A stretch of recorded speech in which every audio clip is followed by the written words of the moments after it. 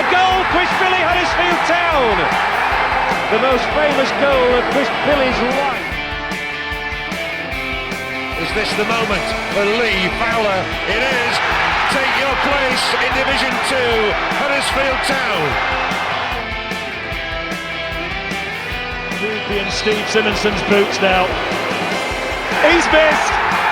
Steve Simonson clears the frame of the goal and collapses in a heap of tears. Huddersfield Town are promoted. Mustafa Schindler has a chance to write his name in Huddersfield Town legend. And he takes that chance!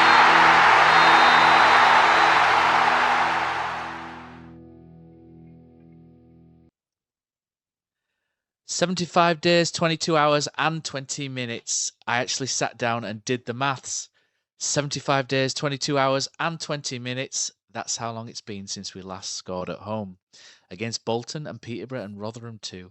75 days, 22 hours and 20 minutes. We got more red cards and injuries than we scored goals. 75 days, 22 hours and 20 minutes. That's like a day after the 75 hard challenge.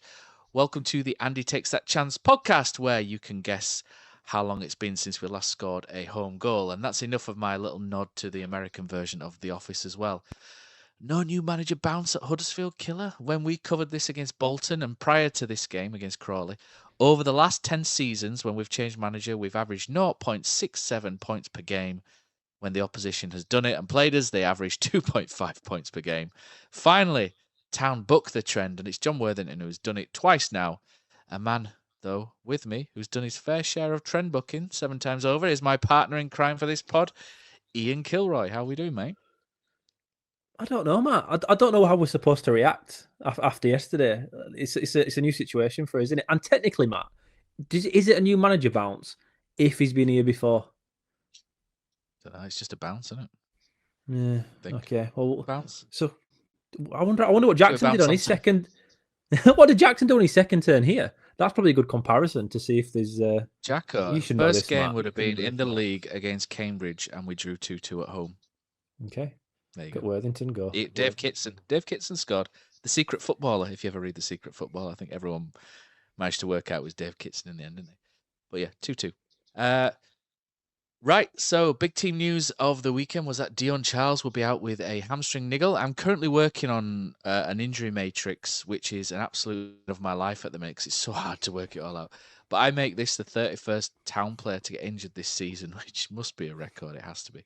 Although, hold on, what's this? As if touched by Jesus in Bethany, it's Matty Pearson doing a Lazarus and raising himself from the depths. He was supposed to be out for weeks with a calf issue. Mate, I'm always a bit sceptical when this happens when a manager is sacked, aren't you? Yeah. It could be you coincidental. Can't not be. It could be coincidental, but it just feels a little bit dirty on Michael Duff, doesn't it, from Matty Pearson? But I can't shake that. Maybe he was going to be back again. No, the thing is, with Pearson, remember Duff spoke about when he first came in, Pearson wasn't kind of in his plans, and he took it as a proper professional, as a true professional should, and he worked his way back into the squad, and then unfortunately got injured. I think there might be a little bit more to this than what's been let on. I think your suggestiveness there, Matt, is pretty accurate in that Pearson might have just been a little bit more eager to play this week, and honestly, thank God he was, because he didn't half put on a show. Yeah, I mean, if he plays like that, all's forgiven. But let's talk about it then. So a change of system, as predicted by us on the warm-up. Seriously, if you don't listen to it, you should, because me and Killer sometimes get things right. Not always, but sometimes. And obviously as well, if you don't like the adverts on it, you can sign up to our Patreon. So I'm still pushing this at the minute.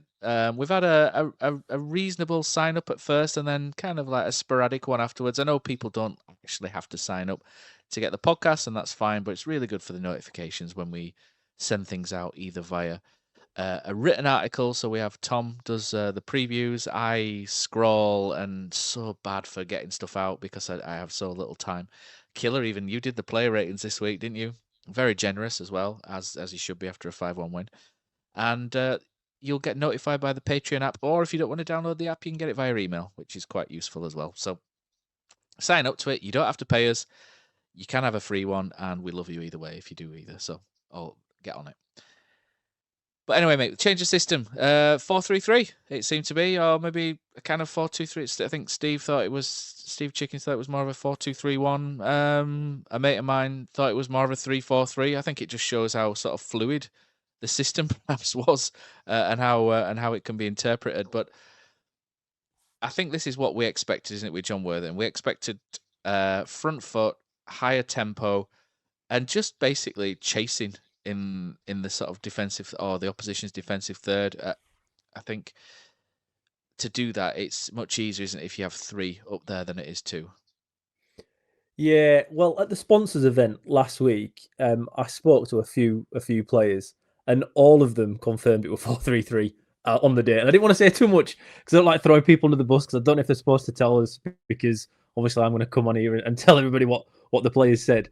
But apparently in training, it was a 4-3-3 last week. And that's why going into the drive-in, not the warm-up, I think you need to correct that. Sorry, it was a yeah, it's all right. Old habits die hard.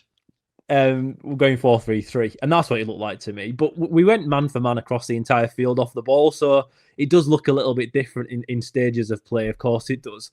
But generally, the back four was there. Your midfield 3, yeah, one's going to be a little bit further forward, and normally it's Wiles. But to be fair, Evans did it as well a little bit, and it just looks so much better, Matt. And the press from the front was just delightful to see. Honestly, if I could write down what I think's perfect football, it was what Town put out on Saturday from the off, and not the performance, that we'll get onto that a little bit later, but how a team should play football. To me, looking at the players that Town have, what we did in that first half is exactly what it should be. It was simplified to an extent where I think people think it's too simple. It wasn't that, because just as when Darren Moore left us initially, and people criticised his football, it was awful, yeah. But defensively, he had us built in a particular way that we were okay after it, because of the work he'd put in.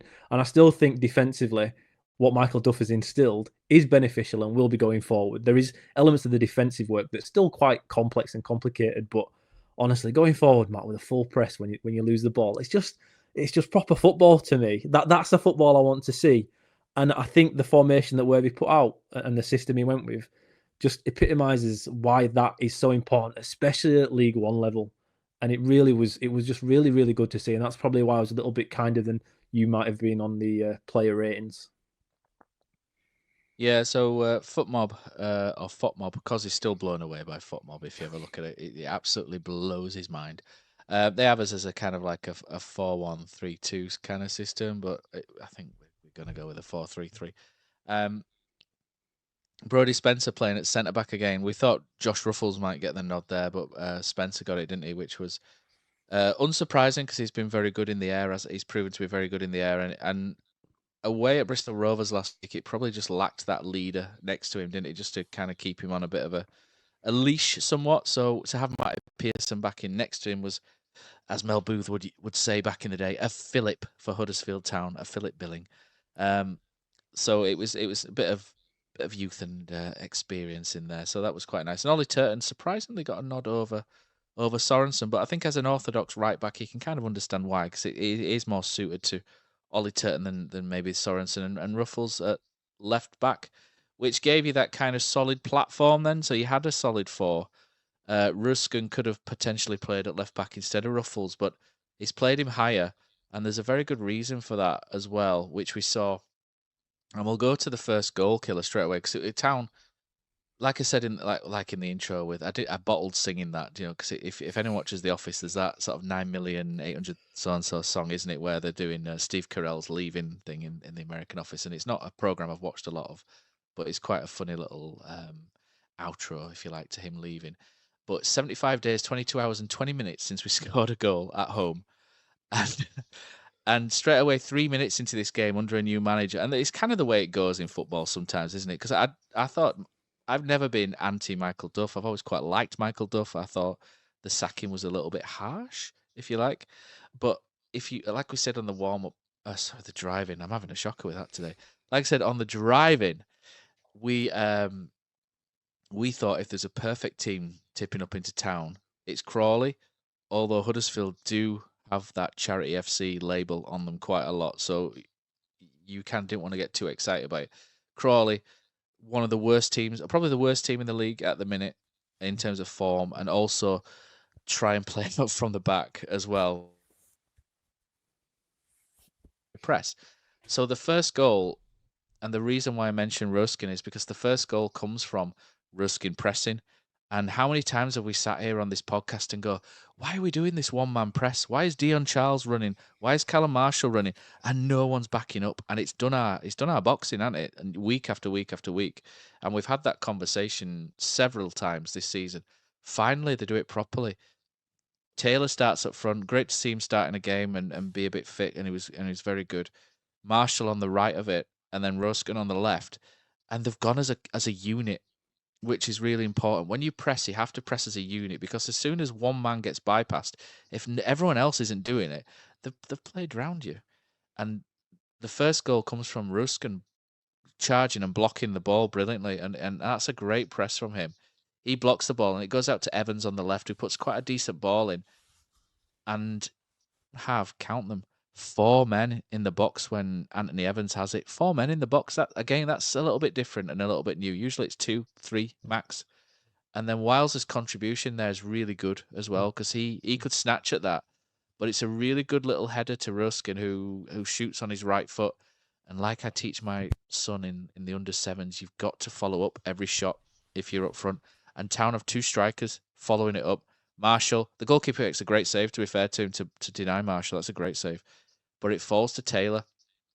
It's scrappy, but it's good, Killer, because we're doing things that we've not done for weeks. And I think this is how Michael Duff wanted to play initially. This is how we started, isn't it, under Michael Duff? Similar sort of thing. Pressing high against Peterborough, against Bolton. We're pressed high, we're pressed as a unit, and strikers followed up. But we stopped doing it for some reason, whether it was the injuries, whether Michael Duff lost his way a little bit, whether he had to adapt, etc., etc. We don't need to go back there. But these are things that we've not done for weeks, and that's why it was nice and refreshing, and that's why I think fans were a little bit excited, like you were off your seat and a little bit excited by what they saw just after 3 minutes, mate. It was a brilliant start, Matt. And it wasn't just that the front 3 pressed high. I think one thing that happened with Duff, Matt, he may have wanted to do this initially, but the outball over the wing-backs' heads was so dangerous. We transitioned very quickly into, we need to get back in defensive shape as soon as we lose the ball, because we're worried about conceding. And it felt like as soon as we lost possession, there was no focus on the press, because Duff was so worried about us conceding at the back or a long ball catching us out. So everybody had to reset. And now from the first minute in, we didn't do that on Saturday. And there's a little bit of fortune when you score from the first press under a new manager. Absolutely. But what a fantastic... there is, and I can't pretend there isn't. What really surprised me, though, Matt, with Crawley, was that it's as if they didn't bother looking at how Worthy set us up against Southampton last year. It's like he just didn't bother. It's like, whatever. Well, last year, I can't remember when it was. But it didn't even look at it, did they? They didn't look at it, because everybody knew exactly how Town were going to go and approach this game. Apart from, it seems, Crawley Town. They were persisting in playing it out from the back, and Ruskin had an absolute field day on the press. He was fantastic in it. Quickly going back to the back 4 you mentioned before, Matt, you can see Worthington's gone with a very, very English League One bread and butter back 4, hasn't he? Sorensen offers quite a bit going forward, but defensively we question how he's a little bit suspect, a little bit light, so he's gone with Turton. Yeah. Ruffles, who I didn't actually think had the best day, again, at left back, because he's a safe player. He knows defensively that 4 will be solid. Maybe he didn't expect them to be as beautiful on the ball as they actually were, but it's just a solid back 4 where you're not going to give anything away too easily. That's kind of the foundation that everything else is built upon, because he trusts those guys. But that press from the front was fantastic. I just can't believe Crawley tried to play out that way. But like you say, it was a nice bit of work from Wiles and Evans. It was just, the entire system it's not about just it being a 4-3-3. And why, I'm going to go into it later on. I want to go into it now because it's really important, this. The problem I had with 3-5-2 was that at the back, if you have 3 and the other team have 2, you've got 1 spare man. And now Duff persisted with that. He liked having a spare man. We rarely went man for man. But what that means is if you have a spare man at the back, the other team have a spare man at their back. So when you do press and win the ball back, if you press high, they've got that extra cover.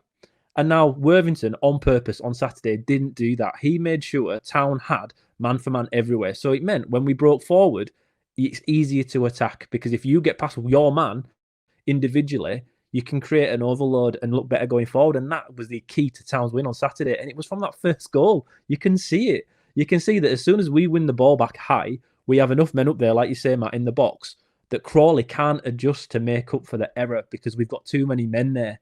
There's not many opportunities in football where you press, win the ball back high, and then you've got two midfielders passing it around in the box straight away. But we did have that from that first goal. And honestly, Matt, Joe Taylor, we spoke about this in the drive-in, that we've not seen too much of him. Obviously at Blackpool we did, but he wasn't fully fit. He's had 10 minutes here and there. But straight away from kickoff, Matt, it's like we've got a proper 9. And now I'm not overreactive normally when it comes to saying if I think a player is going to be perfect for the system or not. I like to be a little bit reserved.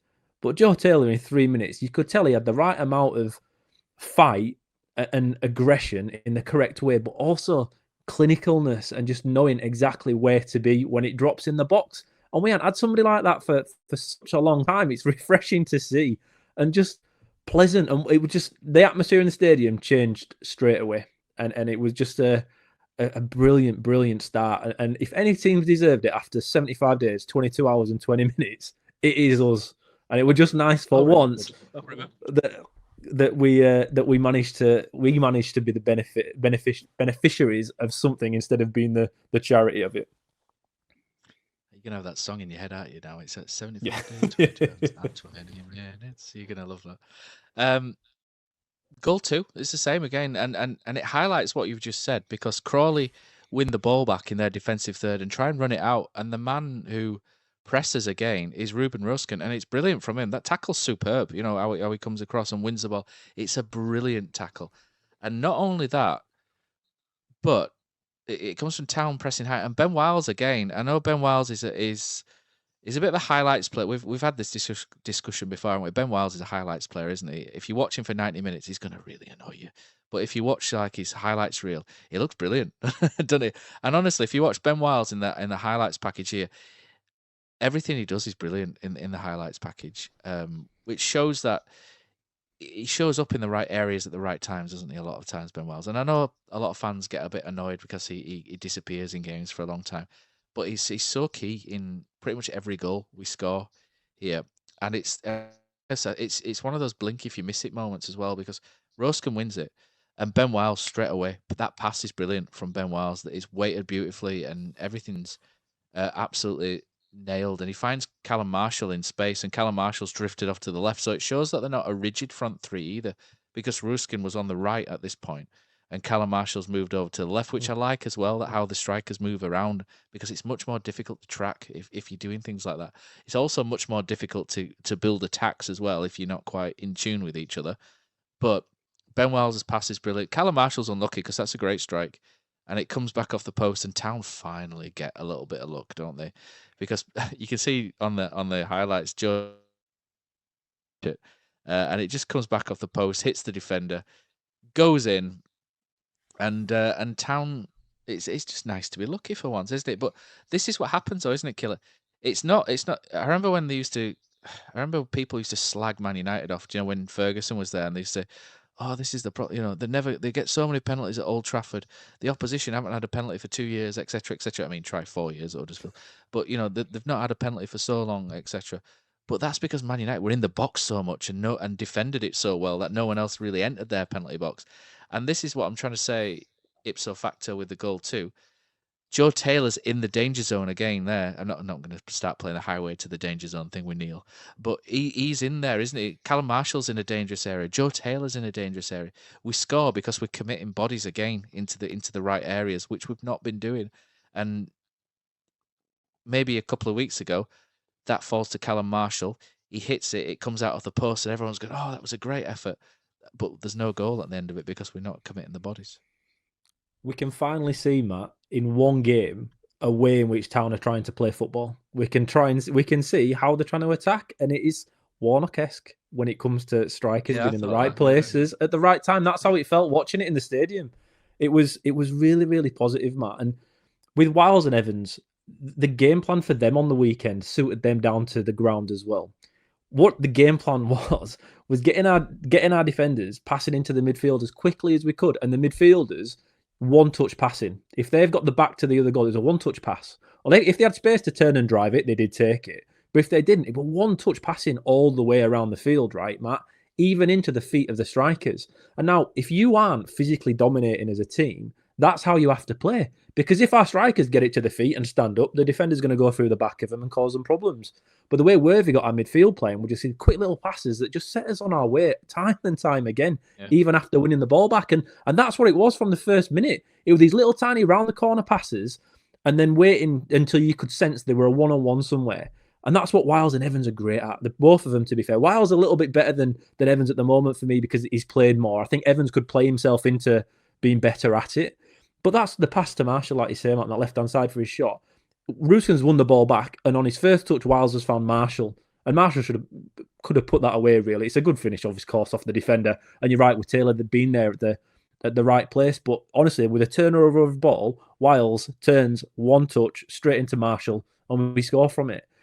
Evans was just as good, but it's just those nice little one-touch passes, Matt, that we didn't see under Michael Duff. He didn't try and play through that midfield. And I don't want this podcast to be about just smashing Michael Duff football, but you could see straight away the difference and why it suits the players. Crawley were awful. They didn't really compete in that midfield, but then they were given the opportunity to do it either, because the way Town played was just so fast and so efficient. It was so good. But you're right, Matt. Just nice having Joe Taylor there in middle. He were pissed though, wasn't he? Like you say, he picked the ball up as soon as he went in and smashed it as high over the stadium as he could because he thought he was getting his second goal. And unfortunately for him, he didn't, because I think it'd have been on for an hat trick if he'd have done it. But it was just nice. Ruskin losing the ball himself and fighting for it back instead of resetting. It was really, really good. I liked what you said there was how it was Warnock-esque, and that's how I saw it. Cause I think people sort of tag Warnock as a long ball guy, but he's not really anymore. I think that stopped, didn't it? After around Sheffield United, QPR team played some really good football under Warnock. But the way I like to sort of describe it under Neil Warnock is organised chaos. And that's kind of what we got under Worthy. You commit bodies forward and you play the ball early, you play the ball quickly, and you turn the opposition quickly. And once they're running towards their own goal, you play the ball across into areas whereby it's not to do cliches and what have you, but you play the ball between the goalkeeper and the defender, the corridor of uncertainty, etc. And that causes issues at this level. I mean, in the Championship, the teams are going to defend better, and you would need to be a bit more structured, I guess. But we don't need to worry about that right now. We're playing Crawley in League One, so it's fine. Goal 3, mate, is again.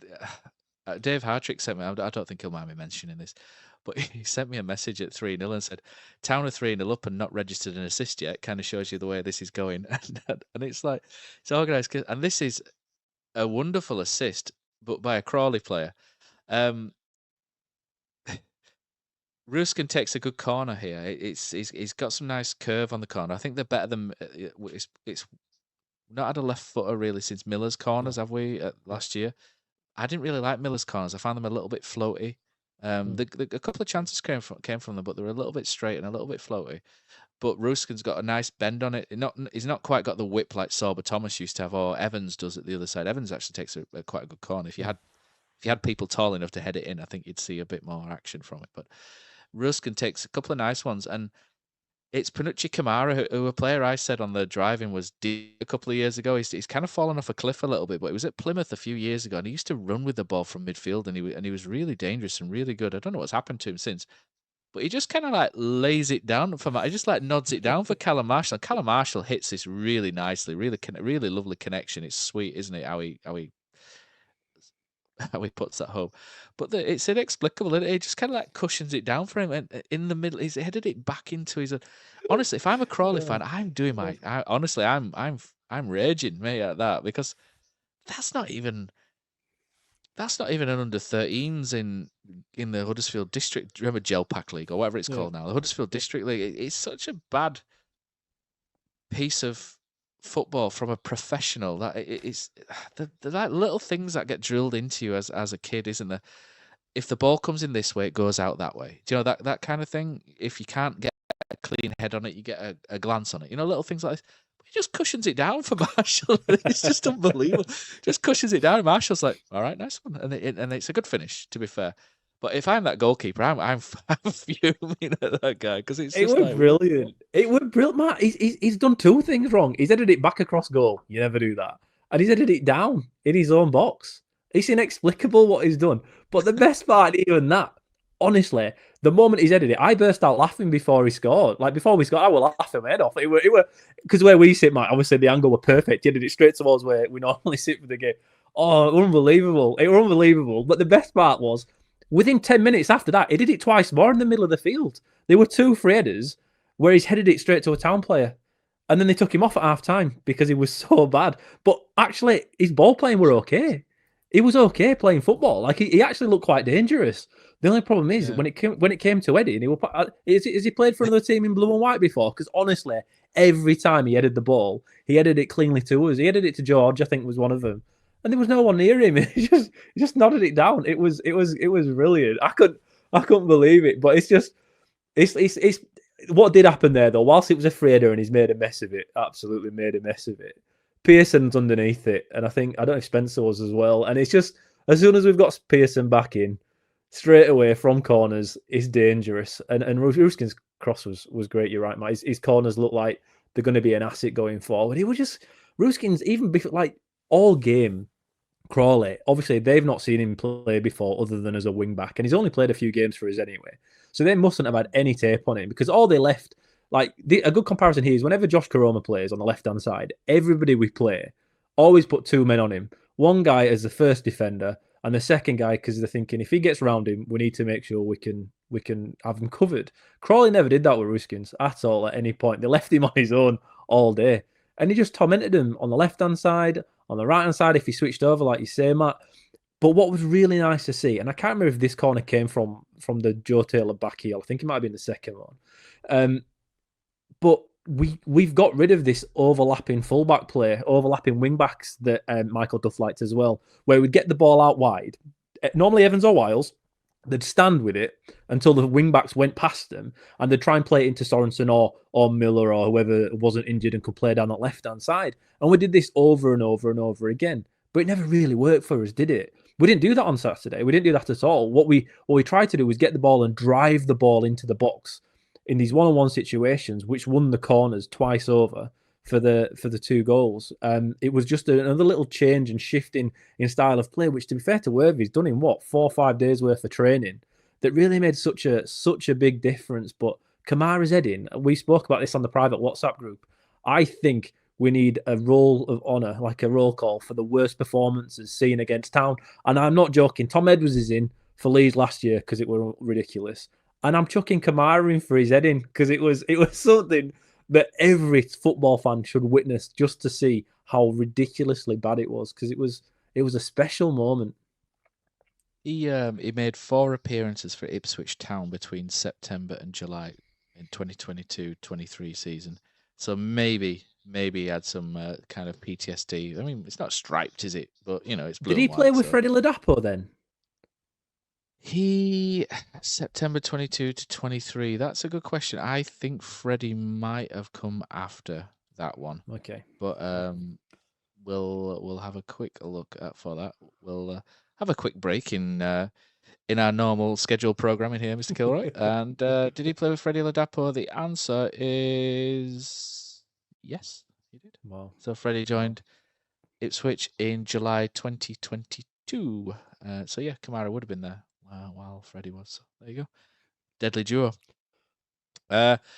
Right, so goal 4. We're going in goals at the minute, aren't we? Basically, what was it? 3 goals in 15 minutes, and the game. We won the game after 15 minutes. There was no way Crawley were getting back in this, and then the 4th comes in, and this is a good corner as well from Ruskin, who didn't quite get as much on it this time, and Matty Pearson shoulders it in. If you watch it, it hits him on the shoulder, doesn't it? At the ear and shoulder, and it still has too much for the goalkeeper. But it's just all about him being powerful, isn't it? And getting over the top of defenders. And I think what we like about Matty Pearson is it's now become old school. His style, it's like an old school agricultural defender. Yeah, he's not blessed with Radinho Balca style ball playing ability, but he'll kick the crap out of your opposition striker. Do you know what I mean? And that's what defenders do, isn't it? They grind down and they beat up the opposition striker, and he still does it, and he gets over the top. He's all elbows and knees, and he must be horrible to play against, Matty Pearson. Even when he's slow, I mean, you can beat him for pace, but if you're marking him in the box, he's just going to eat you alive, and that's exactly what he did, isn't it? He ate them alive. He rose up, and he even jumped too high and had to shoulder it in, didn't he? Stan Lazarus Reedus, we'll call him for this Lazarus Reedus. That didn't work, does it at all?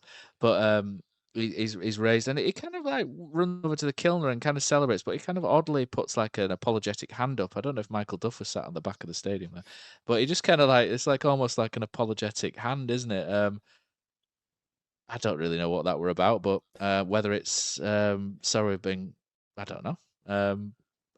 I never really think Matty Pearson's a player who ever lets you down or anything, is he? He kind of is as honest as you get, isn't he? I know he never gives less than 100% when he's on the field. I mean, we question. I think, maybe Matt, I think it was. Enough, but I think it was about. It was the shushing, wasn't it? I think it was in regards. Didn't he shush the Kilner a few weeks ago in one of the games? Mate, when it was in play. One of Cozzy's favourite ever football moments. That where Matty Pearson's on the ball while shushing the crowd whilst he's on the ball. That's amazing. That's like skill. Is that? That's a new skill. That needs to go on FIFA 26. Does that? The celebration for Matty Pearson. Yeah, that'd be quality. That, but maybe that's where it was in regard of. But I tell you what, I'd hate to defend against him because when he goes to head that ball from a corner, he's taking everyone in. He's taking everyone into the back of that goal. And what also was nice about that goal though is that we had Spencer next to him and Ollie Turton, and all three of them, to be fair, were pretty close at getting it. But Pearson, he took out his inner Dan Creaney, didn't he? He headed it like off a Tommy Tonks throw. He was taking everyone in. Well, that's what you need in these games. And okay, the game was already gone at that point. But these moments in games where you're 0-0, 1-1, you need to find something. And I'll tell you what, Matt, only Ellick potentially you'd have over Pearson when it comes to trying to head one of those corners in, because it's just what you need. Even then, for fighting and getting over the opposition, you want Pearson, don't you? Because he's just an animal. When the ball goes in there, he's an animal. He's over the top of you. He's mauling you. Whereas Hellick just beat you with height, didn't he? Whereas Pearson will literally kick the crap out of you to head that ball in with his or to teeth it in or anything like that. He's just an absolute menace, isn't he? When you put the ball in the air, Matty Pearson. I like Matty Pearson, if it's not obvious. But anyway, we'll move on. He's just my kind of player. I know he's not great at passing, etc. out from the back, but in a back four, he can just knock it to a fullback. And I think at this point, it's only right to praise Joe Hodge as well, who played as that deeper number 6. His skill set basically is getting the ball, turning, passing it quickly, and what a perfect game for him, Killer. Because this, Joe Hodge, I think he had a really good game. I remember who it was against. He started last year. It was around about when he just came back from his 8-week spell. I think it might have been in December. I think he had a really good game in midfield. I'm trying to remember who that was against. I'll look it up in a minute. But he's not really set the world alight. He's been okay, hasn't he? I don't think he's been bad. I think he's just been okay. But I think what we're seeing with the style Johnny Worthington put out is it suits, like you say, it suits the players more. And I think one player it suits a lot more is Joe Hodge. Just having a quick look at some of the sort of the player statistics from this, and I think Joe Hodge comes out of it particularly well when you look at the lineup. I'm just moving around FOTMob like a pro here. So his passing accuracy 92%, 46 out of his 50 passes for a number 6. That's really good, especially when he's created 2 chances during the game as well. 59 touches, 1 accurate cross. I mean, there's not allowed to do a lot of defensive actions, but he's won 67% of his ground duels as well, which is good because that's something you can levy against him sometimes, is that maybe he's a little bit light. He doesn't win those duels like Hoggy would do, for example. But in terms of his passing, he's got on the ball, his accuracy is really good, and he's passed it forward a lot as well in that game, which for me is passes into the final 6 passes into the final third, which is quite a lot for a defensive midfielder. It just kind of shows that when you play to players' strengths, they do look a lot better, and it does kind of I don't really want to take this as an opportunity to criticise the recruitment again, but you do wonder sometimes when you recruit into a particular style, what are we seeing? You know, when we look at players, because Joe Hodge now should do quite well under Worthy, but under Michael Duff, that's not, he's not been used to his correct skill set really, and you just kind of think a bit better sometimes. But I think now he's in the right place, right manager, and I'm quite looking forward, mate, to seeing more of Joe Hodge over the next. I know we've got the international break coming up, haven't we? And then there's Charlton, which is going to be a difficult game. But at home, there's a few teams coming up there where I think Joe Hodge can make a real difference if we keep doing what we're doing at the minute. I thought he was absolutely fantastic on Saturday. Joe Hodge the cleaner, that should be his name after this weekend. Because like Kenny Omega. We're turning everybody off this podcast at this rate, going down our niche interest. But his job isn't to win the headers. His job is to clean up when Evans or Wiles has won the header, or if we haven't won the header, he's the guy that just sweeps and gets the ball going forward again and just breaks up play. And to be honest, Matt, if you could have any manager that could teach you how to play that role for Town, I think Johnny Worthington would probably be the guy you'd want to do it. And it was his. Worthington's a little bit more box to box, I think, than Hodge is, but you could see it in him. And it's just, again, Matt, picking players to play in a system that they're natural in, that they're used to, that they've played their entire academy careers up until hitting the pro ranks. That's what it just suddenly looked like with Joe Hodge as well. He was fantastic, and with these nice little one touch passing, it eventually went back to Hodge, and he got it moving forward again. He didn't overthink it. He probably had the least creative passes on the field, even if you're including the defenders. Because honestly, Matty Pearson, he was spraying the ball. He was playing like Prime Madonna. Some of his passes, it was Maradona. It was Maradona. But it was incredible. His passing, he was taking it forward. He was hitting strikers' feet. He was hitting Ruskin's wide left. It was something to see as well. But with Joe Hodge, it's really nice to see him, because I questioned his ability to even play at this level. I thought he was quite a long way off. But then playing in what he had to play with before, it just wasn't working for him. But it did work on Saturday, and he's a real asset. And obviously, Hoggy came on later on. And to be honest, Matt, whilst the game's gone at that point, there was an instant drop-off, because obviously Hoggy doesn't have that same pace, that same energy that what Hodge has at this stage in his career. I think when Kasumu eventually comes back, if Hodge is there playing as well as he is, it gives you a decision to make at that point. And now that's a lot further down the road than what we're facing right now. I get that. But it's just a bit of a turn of events, really, because with the way Hodge has played up until now, bar, like you say, one or two appearances where he's been good, he's been quite questionable of how much he could offer us. And I think a lot of fans had him down as a bit of a disappointing signing. And he wasn't like that on Saturday. He enabled everyone else to play better. And I think that's so important when it comes to playing that sixth role, that you can often be overlooked for how important it is to the game. But Hodge nailed it. He absolutely nailed it on Saturday. My Pearson like Madonna, eh? Life is a mystery. I love that song. Everyone must stand alone. Dear. I'm sure. I reckon we could get Pozza to do a Cowshed Loyal Madonna Matty Pearson song. That'd be brilliant with that one. When you call his name, it's like a little prayer. Anyway, half time then. So Town 4-0 up.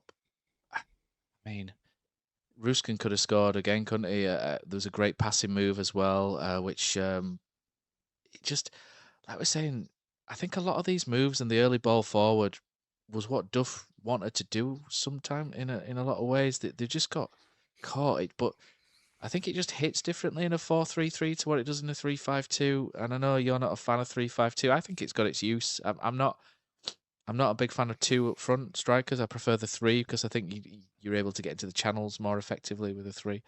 But it was just good. It was just bloody good, wasn't it, mate? Basically. What I was gonna do for this bit, I thought we might shall have a look at the tactics board as to why potentially it was so effective. Shall we? Shall we do it? Cos he's not here, is he? We can't warp his poor little brain. Tactics special today, innit? Honestly, I hope people like the tactics board, because they're getting hit hard by it today, man.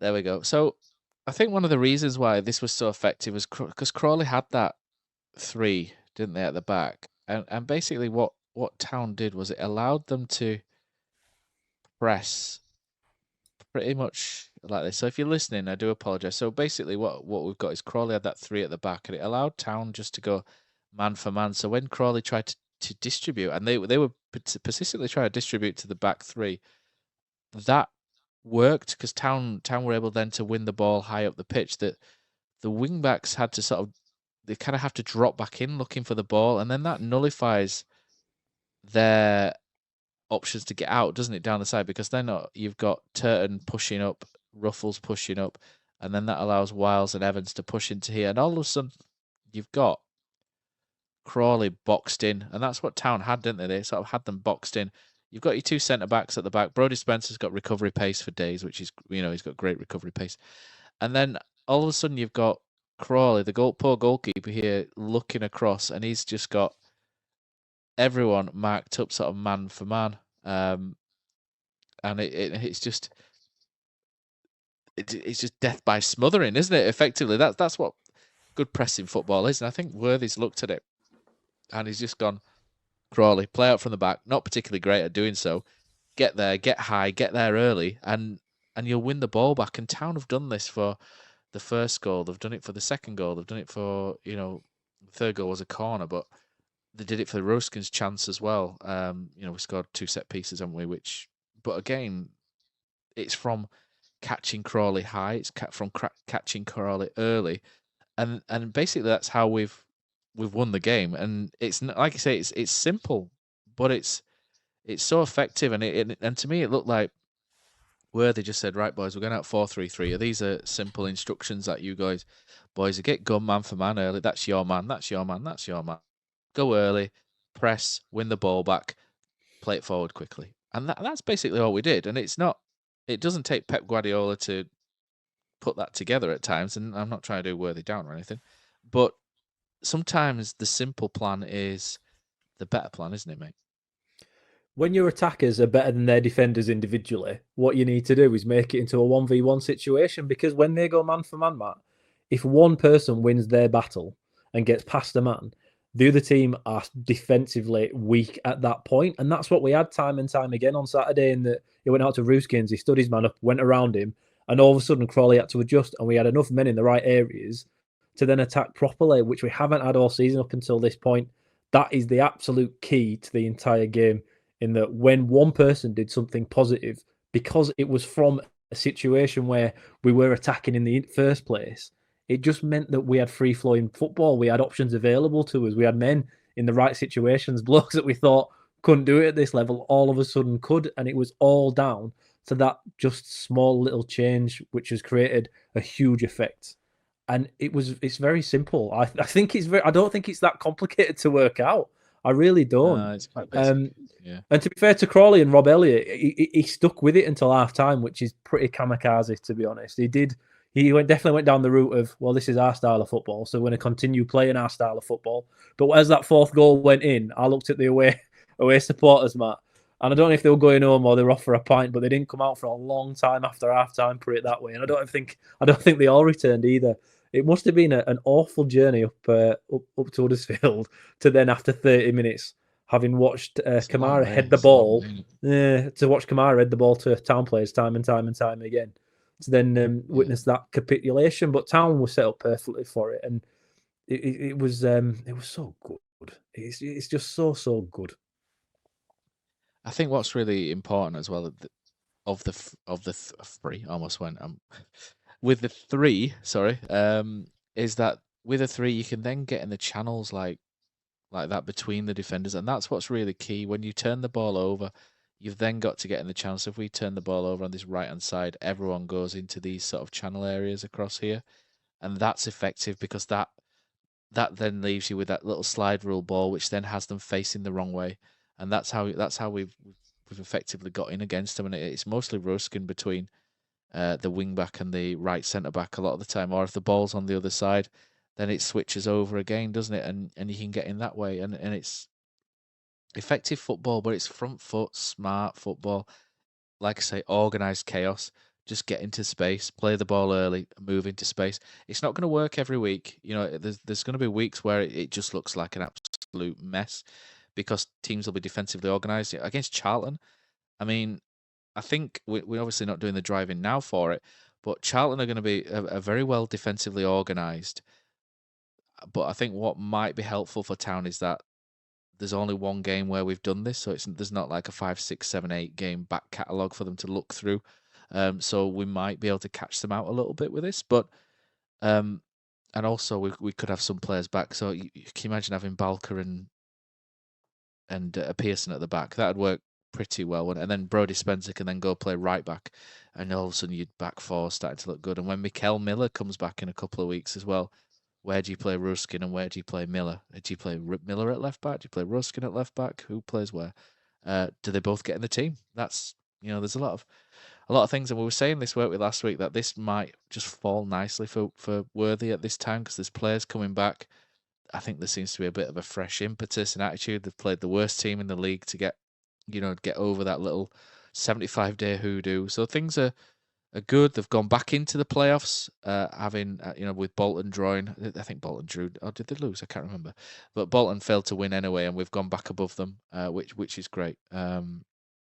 So there's a chance now for Town to really push on. I did, and people will hate me for this, but I did look at how many points it would take to get second place, and effectively, I looked at it and thought, if we win every game from now to the end of the season, will we get second? And the answer was probably yes. But it's not. It's something I've given up on, to be honest. But if we win every game, if we go away to Charlton and Stockport and win, then there's a chance. But there's a lot. So I think we should just be happy for 6 at the minute. So I don't think we can go too far. But that's our little go on the tactics board, mate, isn't it? For that's enough tactics board for today. Let's get the thing back for the YouTube. There we go. Yeah. So the second half, and do you know what? You'll always get a bit of a lull, won't you? When you get a couple of goals up in the first half, you'll always drop a gear. It's just natural, isn't it? You'll drop a gear second half. I've never been more thankful of that happening than when Leeds pasted 4 past us last year and Tom Edwards had his classic, like you mentioned. They took the foot off completely, didn't they, in the second half, and we managed to pull one back. We kind of did the same a little bit here, which I don't mind at all. A lot of players injured, a lot of players playing with issues. We've won the game. See it out, be professional, fantastic. But the 5th goal we score, for me, is a thing of beauty, really, because Chirrow's come on, and it's a nice ball up to Chirrow. That's it, a quick ball into the final third. It's middle final third. Chirrow holds it up, plays a really sharp ball to Ben Wiles. And this is where Ben Wiles is really good because it's a lateral run. It's a clever diagonal lateral, kind of a little bit in between.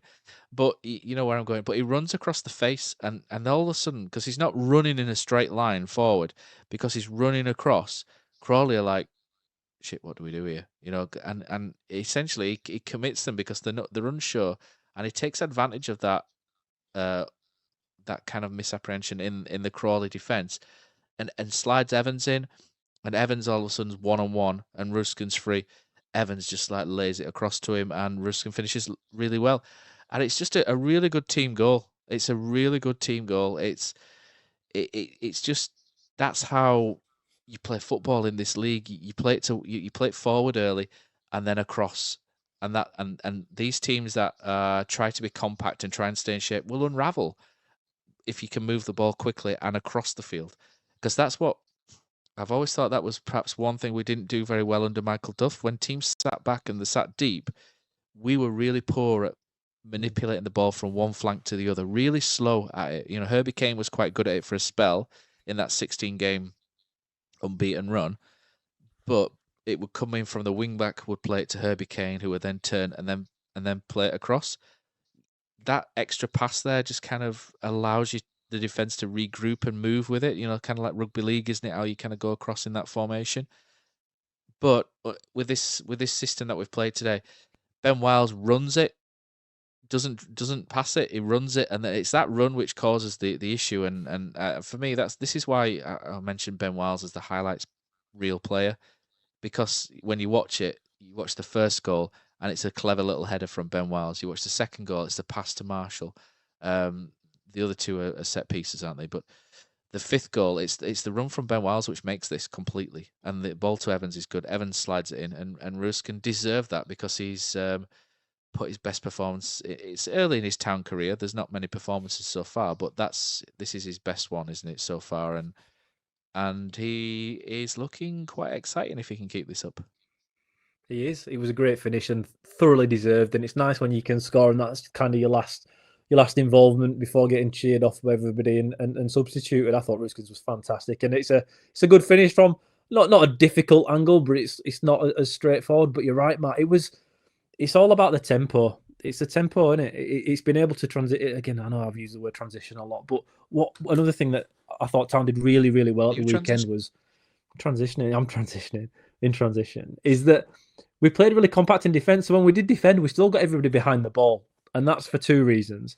You've got all your men there, so obviously the other team can't score. But it also means that if you do win back then, when you attack, you can all run in different directions. And it's all about creating indecisions in the defensive team. So when Crawley have to then change to defend, they don't know where the guys have gone because obviously Town are so deep. Whereas under Duff, we used to keep people kind of high and wide at some point. And it just meant that it was a bit static and slow. When we started passing it forward, it went, as we've mentioned before, Herbie Kane slow, to Wiles slow, then eventually to Evans, and then it went out to the left-hand side to whoever, again, who isn't injured out there. And it was very formulaic how we played, but that didn't happen on Saturday, and that fifth goal epitomises exactly what we did do in that. Like you say, Matt, Chirrell's got it, driven it forward, passed it into Wiles, and what Wiles has done is he's held onto the ball, but done it in a way by running across the Crawley defence where they've got to make a decision whether to come out or not. And as soon as they've committed, it's left Evans open and he's played him in. And that's the biggest difference in that this weekend, in the entire game, we were always looking for that killer ball. We were always looking for the ball before the goal. We're trying to get the assist. And that's not something we've had very often. But all the game, you could see that the players have been told that if you lose a ball from risking it, don't worry about it. It'll work off eventually. And we've got to take a risk to score a goal. And we took so many risks and we scored so many goals because of it. It's just nice when Wiles and Evans both have done the same thing, in that Wiles' balls to Evans is a creative and a good decision there. And Evans has done something even better because he could have shot first time, but he knew Ruskins was free and would have a better chance to finish it. And he's held onto it just the perfect amount of time for when he did lay it off, that Ruskins had a simple enough finish, Matt. And it topped off a really good game there. The second half was a little bit different because Crawley adjusted, so they had a spare man at the back. As you expect, look, Elliott's got them in at half-time, give him a bollocking, said, look, this is embarrassing as it is, let's just keep it, close it up a bit second half. We don't want it to get any worse. That's what you're up against, and like you say, Matt, Town have got so many injuries. We ain't going to burn ourselves out in that second half. Once Taylor went off at 60 minutes, we did look like we dropped quite a lot. We didn't have that same striking prowess or threat there, which is understandable. We have not had it until Taylor's played this weekend all season, so of course it's going to dip when he goes off. But it was a professional performance, and that fifth goal just really topped it off. It's just a little bit of a shame that it ended on a somewhat sour note. Yeah, I mean, not the best goal, is it, to concede? Let's be honest. I mean, if you're a Crawley fan, you say it's a great run, don't you? But from our point of view, I mean, Lee Nichols is going to be unhappy with that, isn't he? It's not great, and Ruffles will probably be a bit unhappy with it as well. Fair play to Adeyemo, who just, at 5-0, it's easy to just give up, didn't he? But he went on a run there, and again, it's a lateral run. He runs across, doesn't he? Rather than in a straight line, he runs across, and he does quite well. To be fair to him, he does quite well to get there. The shot shouldn't be going in the net, but I'd rather Lee Nichols do that now than away at Charlton. So, get that out of your system, Lee, and everything's fine. So that's all. It's just a shame, Matt. It's just a shame because it came from a Ben Wiles pass. It's the first pass all day long where Wiles has tried to hit Neo Eccleston's feet. So it's the first time he's tried to hit somebody's feet, because before it, we've passed the ball around like 20 different times at the back, try to let the game peter out, and then Wiles gets it. He drops a little bit deep, turns and thinks, I'll just go forward a bit. And Eccleston's gone for the ball over the top. He's set off going, and unfortunately, Wiles expected him to come feet. Didn't work. And now, if I'm nitpicking, and nobody else has picked this out yet, and I feel this isn't really fair, what I'm going to say, but to me, Neil's got to take him down. He had a chance of grabbing his man at the end, or he could have fouled him. And Anthony Evans did something in the first half where he was very fortunate not to get booked, in that something similar happened and Evans has more or less wrestled him down and didn't get booked for it for some reason. That's what you have to do, and an experienced pro would have done that. Obviously, Eccles, he's not an experienced pro. He's a young lad, and it's his league debut, isn't it? So it's his league debut. But maybe this is one of the best things for him. It's in a game where it doesn't matter at that point. Of course. And he won't make that mistake again, because if he just wraps his arms around him, takes him down like he's playing for the Giants. To be fair, he'd have missed if he'd have been playing for the Giants. Just give him a clothesline, Neil, if you're listening. Quick clothesline or little ankle tap. It's fine. Don't worry about it, mate. Yeah, we'll pay you fine for you. But that's what you have to do in those situations, because, like you say, Matt, Adiemo's ringing at us, and we look indecisive. We don't know what to do, because that's what happens when somebody runs at you in the spaces there. But to me, Ruffles puts a half-hearted back heel to try and stop him run past him, which I don't understand entirely what he was trying to do there. Tired. And Nichols has to do better. It's gone right. Nichols has done nothing. He's had to do very little. His distribution was good, to be fair to him, all game. But he's not done very much defensively when it comes to saving the ball, and he's let that go under him. And for me, there's 3 errors there, and 4 if you include Wiles' pass where it shouldn't happen. But the guys who had played all game were knackered. You could see it because they'd put it in. They had put it in, and I wonder if we've run more. Right to make a mistake, aren't they? I wonder if we've run more in this game. Do you know, Duff mentioned it again. I can't remember who it's against. Was it Wrexham? We'd run more than any other game. Or Wigan. It was Wigan. It was Wigan away when he said. Yeah, which is still unbelievable, and I'd love to actually find someone to forensically look at that to see if it is accurate. Because from my eyesight at that Wigan game, we didn't run very much, but the game on Saturday against Crawley, we didn't stop running from beginning to end. So I think I can let that one go. Maybe.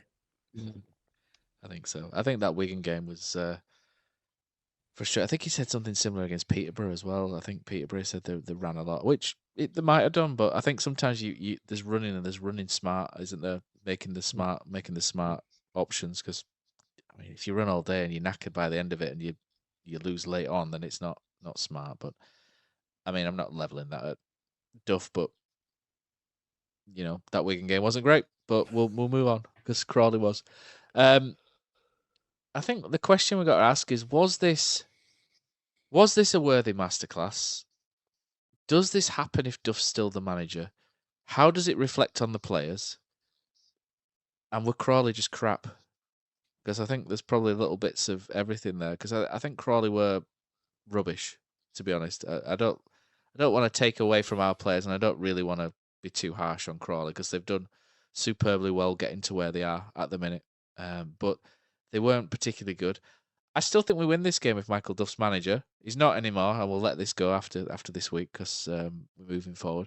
But I still think we win the game. I don't think we win the game 5-1 if Michael Duff's manager, I'll be honest. I think we still win the game. Was it a worthy masterclass?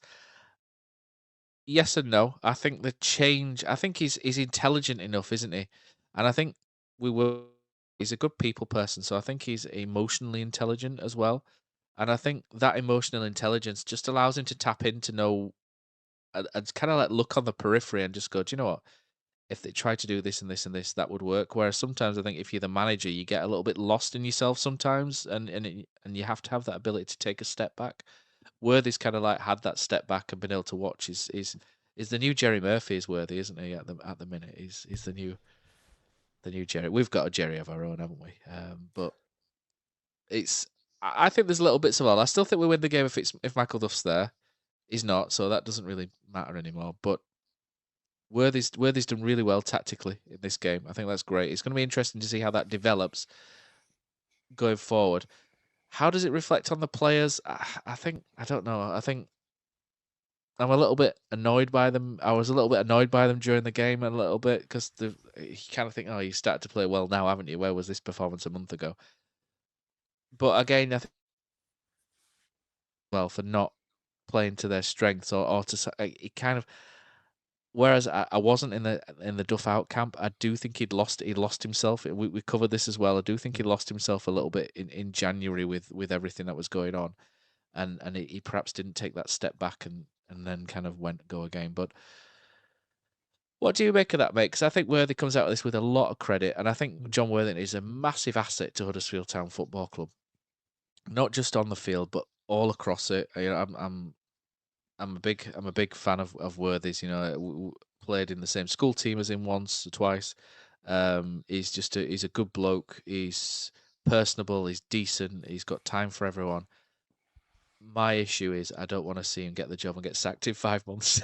That's basically where I'm at, because I think Huddersfield Town need Jon Worthington at this football club as well. So if it gets the job, and then all of a sudden at some point down the line, whether that's in 6 months, 6 years, 16 years, I just hope that he can still be part of the club if they decide he doesn't want to be head coach. That's my worry, is that him taking the first team job permanently would potentially see us lose somebody who's such a key component to what Huddersfield Town are building on and off the field, and for the academy as well.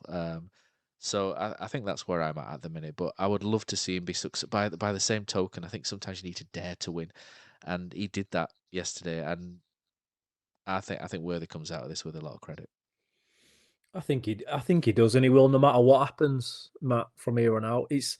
I think he's in a bit of a situation here where if he ever wants to look at taking the job, it's got to be now. In that we're in League One, we're a big hitter, we're spending money. We couldn't be more attractive for an inexperienced manager, because whilst we all love Worthy, he doesn't have much on paper that suggests he could get a job as good as ours anywhere else. And I don't mean that to be unfair. I just mean looking at his CV at first team coaching level, there's not many jobs as attractive as ours is. But then alternatively, we've got rid of a lot of managers in recent times, and from afar, I think other teams and other fans and other managers look at the way we handle our business when it comes to hiring and firing, and we're probably not looked at too favourably, and won't be too attractive to managers on the up that are in good enough jobs at the moment. So I feel like for everybody, it's the right thing, definitely, for the next 10 games and next 9 games now. And obviously, at the end of that, if we are promoted somehow, then it probably decisions made for itself. And if not, well, depending on how the football is between now and the end of the season, I think we'll all know what the right thing to do is at the end of it. But no matter what happens, I don't think Worthy would be blamed for it anyway. But if he did get the proper job, he's going to get sacked eventually. So that would actually happen if he went fantastically now and eventually didn't go too well. Unfortunately, that's what happens in football. I do think, like you say, if Michael does here, we still win that game, Matt. But again, just another thing from going to the sponsors event last week, in that I don't want to name drop players, but I think they were all quite excited to be going back to a 4-3-3. They all spoke about how they knew with a 3-5-2 that if we got one up, we'd win. We'd more likely win than not. They had full confidence in doing so, but they felt like when they got the ball, they didn't have enough options in midfield for whatever reason with that system, and that they were looking forward to, and they'd really enjoyed definitely tactical meetings at that point of the new way they were going to play football, and they were all looking forward to it, Matt. And I think you could see on Saturday that the players wanted it more. And I don't think that's a personal thing in that they didn't like Michael Duff, but just different types of football at different points in the season. Freer. Yeah, exactly. And I think they had the right to express their own abilities on the pitch a little bit more than maybe what they'd had under Duff. Who knows what the best way to go about it is. Beating Crawley in one game at home 5-1 isn't going to make anybody say, well, that's 100% the right way to go, because it's definitely going to work. Because like you say, when we play Charlton, it's going to be a very, very different task, because Nathan Jones will game plan for us very, very well. They've got a big lad up front. I know Matty Godden scored quite a few for them, but is it Lee Burns? Lee Burns a handful, and he's going to win a lot of balls and a lot of headers in that he wins every header. I watched obviously the Crawley versus Charlton game midweek, and this is another thing I think we can't look past, in that Crawley played on Tuesday night, and obviously we had a little bit more of a run this week, which is strange for us because normally it's us playing back to back and having to back it up, whereas we've benefited from one this week. But when we go play Charlton, obviously they'll have had a bit of a gap as well, and they've got tape on us now, so it'll be very, very different. And I think we'll be able to judge a little bit better where we are after the fixtures against Charlton, Lincoln and Wickham. I think there's another one in the middle of there as well. But there's some tough fixtures to see where and whereabouts this squad is. But the Crawley game was fantastic. It was a brilliant start. And to be honest, Matt, we needed it. We needed it as a club, not just the players on the field, but I think the fans needed it. And obviously with season tickets going out pretty soon, and we're now into a 2-week break, and somebody tweeted something out, which I think's just about right and typical Town, right? We've watched shite football week in and week out. but Tuesday, Saturday, boring. The first time we have a good game where we're attacking and our strikers are bagging, we don't get to play for another 2 weeks. We've got to relive this one over and over. We can't go again. We've got to watch England next weekend, and nobody wants that. Nobody wants to ruin that, do they? I like watching England because it's usually a break from watching us, but you do want to see more of us at the minute. But shall we finish by going to see what our lovely Patreon community think in our TTC squad? Lee Morris said, much improved, yeah, but let's not jump the gun just yet. Let's see how we perform against teams that aren't 9 points adrift at the bottom. I mean, he's right in that we don't jump the gun, but I mean, Crawley a third bottom, Lee, not 9 points adrift. Andy Case, it's all down to Neil Wayne not attending. That's right, the shithouse jumped out, didn't he, and left it. And Cozzy as well. Jack says Cozzy, so they're the two Jonas, aren't they? And and I didn't attend either because it was my missus's birthday and she didn't want to go, so I had to watch the game back on iFollow today. Eddie says great result, but let's give it a few games before declaring worthy the second coming of Christ. Joanne Parker says that was happily surprising, but annoyed that my prediction they would score a goal in last minute of injury time would be right. I think you might have said it was a draw or a win though to them, Joanne. So we'll let you off. Jack says Crawley may be the worst team I've ever seen play football, especially that first half. However, that was a brilliant performance. We seem much more confident in and around the final third. I don't think we'd have scored 5 goals under Duff if he managed that game. What a player, Ruskin. He was involved in every goal. Have to say the atmosphere was poor today given the scoreline. Absolutely quiet despite being 4-0 up. Cowshed woke up towards the end of the second half and even had Stand Up If You Love the Town song. Upworthy's Tricky Terriers. Jimmy Islip says, completely agree with Jack. Crawley were garbage, but under Duff we have consistently failed to put inferior teams to the sword. We did that today in a manner we have rarely seen, and I hope it gives us the confidence to go on a bit of a run. Worthington's positivity is infectious, and I personally much prefer it when we have a coach with a Yorkshire accent. Will Shaw, change is not good. Anyway, Will Shaw says 5 goals is great in any game. Crawley were indeed shite, but we still put 5 past them. I agree, Ruskin was excellent, but man of the match for me was between Marshall and Hodge. Both of the forwards were excellent in setting a pressing agenda from minute one. Taylor may not be a big man, but his I read that wrong there, didn't I? You're not a big man, Joe Taylor. Sit down. Taylor might not be a big man, but his physical press is formidable, and Marshall continued it for 90 minutes. Hodge was excellent in making the midfield tick and in recovery. Good work, Town. Jack says, also, I think we couldn't play Worthy's style of football over a full season unless we had a squad that was incredibly fit, similar to 2016-17, under Wagner with the amount of late goals we used to get. I think that's a good point, because I think if you look back to Worthy's last spell, I think that towards the last game against Hull, I think it was Hull, wasn't it, the last game? We started to look a little bit frayed, didn't we? I think his first game actually was away at Southampton, wasn't it? I know I gave him a bit of a credit for a manager bounce earlier, but he won his first home game, didn't he? But his first away game was Southampton. We lost 5-3. Although Lee Morris will argue that a lot of people celebrated that like a win. I'm sure he's listening. Aidan Grover says, absolutely love that first half. Strikers throwing themselves into half chances, fullbacks putting shots on net, poachers poaching goals. I don't know how defensively savvy Worthy is yet, but the man sure knows how to get a team to attack. Brett Lodge says, good performance. Matty Pearson in the back four, good calming influence, so he wasn't injured? ? How can the same squad of players look so different? This is a poor league. We've underperformed, and today has proved it. No negatives. Let's move forward. We've got 9 games to get promoted. That's it. Possibly 12 if we hit those playoffs. Mark Harrison says, nice to see some clear attacking patterns emerging. Marshall is developing into an excellent player. He has clearly improved over the course of his loan. Interesting use of Ruskin as a wide forward. He looks classy. Hodge was also superb. Easily his best game for us, in my opinion. I had this conversation with, I think it might have been Dave Hartrick last week, and I was sort of saying, we didn't think Marshall's quite ready to go back to West Ham, and I don't think either of us are quite convinced that he'll ever really go back there. And well, maybe not ever, but in the next year or two, not kind of go back there and play Premier League football. But if Huddersfield could pick him up for, I'm not saying cut price because I'm sure West Ham aren't that daft, but if Huddersfield could pick him up permanently, he would be incredible for us over the next 3, 4, 5 years. And he may then potentially go on and do better from us. But I think he would really benefit from staying with us because he's done well. I think he just fits Huddersfield, doesn't he? He's Callum Marshall. He's a terrier, isn't he? I think he just fits into the whole thing. I think the crowd enjoy him. And like I say, he's only 19, 20, isn't he? He's a young lad. And Johnny Mack from over in Belfast loves him as well, doesn't he? I can't remember what he calls a smick, I think. I don't even know what that is. I'm probably swearing in some kind of Irish terminology, but I think it's an Irish version of a bit of a chav. But but he's a player we all like, isn't he? And if we could pick him up permanently, that would be incredible. And pictures of Mark Cartwright as Christ the Redeemer would be floating around the internet, I'm sure, if that happened. He was there, by the way, on Saturday, and he's not been binned off, as was rumoured earlier in the week. Johnny Foster says, I was firmly in the Duff in camp, but having seen that, I'm feeling like the change was a good thing. Crawley were as bad a team as we've seen over recent weeks, but we are still a professional team that were there to be beaten. Oh, but were there, sorry. A professional team to still be beaten.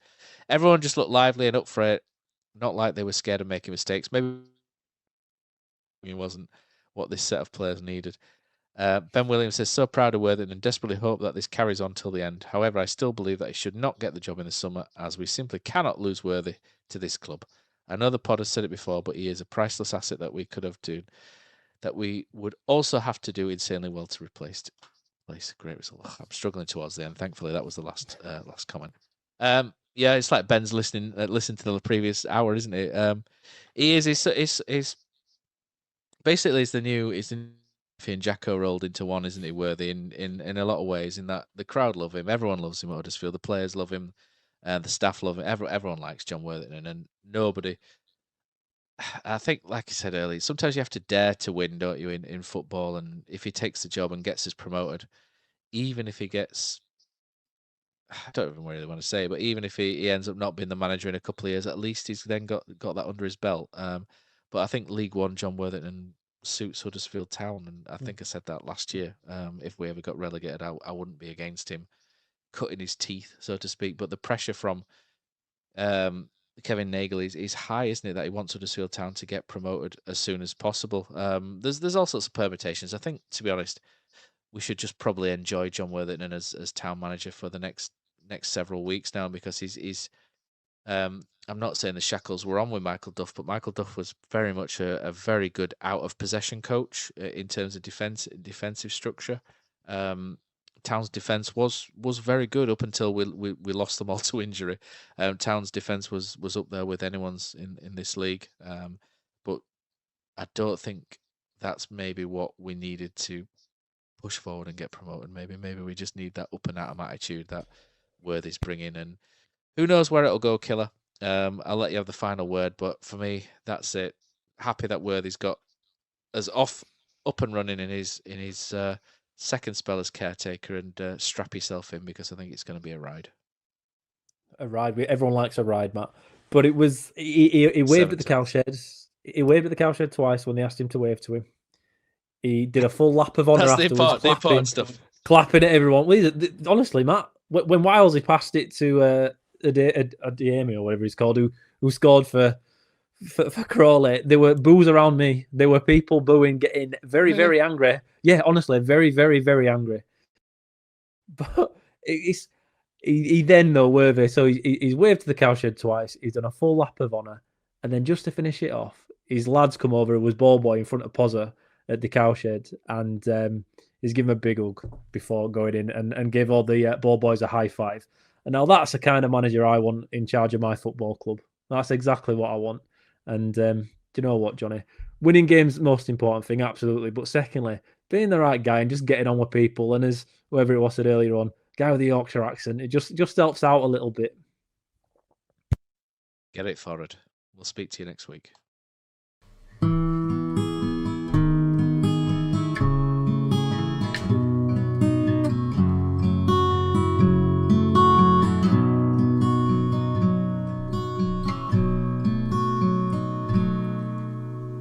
There's a team that is dear to its followers. The colours are bright blue and white. They're a team of renown, and they're the pride of the town. And the game of football is their delight. And all the while upon the field of play, thousands loudly cheer them on the way. Often you can hear them say, who can beat the town today? And then the bells will ring so merrily, and every goal shall be a memory. So town, play up and bring that cup back to Huddersfield. So town, play up and bring the cup back to Huddersfield.